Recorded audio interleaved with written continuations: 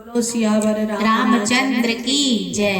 पवन सुत हनुमान की जय। हम लोग जब सुंदर कांड करते हैं तब बजरंगबली को आसन देते हैं। वही भजन आज आपको सुना रहे हैं। बजरंगबली से प्रार्थना कर रहे हैं कि हनुमान जी आइए, डटे रहिए और हमारा सुंदर कांड या हमारी रामायण सफल कीजिए। तो आइए आप लोग भी सुनिए। सुंदर कांड में बहुत ही सुंदर, अति सुंदर भजन है ये, और भगवान को आसन देने का है। तो आप लोग आनंद से भगवान का नाम लेते। बोलो सियावर रामचंद्र की जय। बोलते हैं जब तक सुंदरकांड में हनुमान जी को आसन नहीं दो ना, तो सुंदरकांड अच्छे से नहीं होता, बिगड़ता है। तो ये जरूरी है ये गाना गाना। हनुमत डटे रहो आसन पे।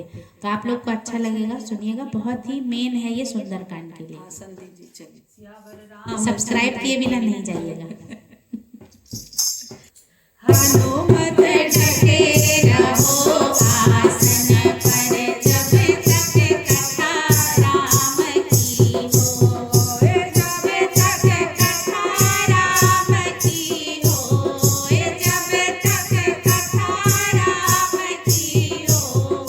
हनुमत डटे रहो आसन पर, जब तक कथा राम की हो।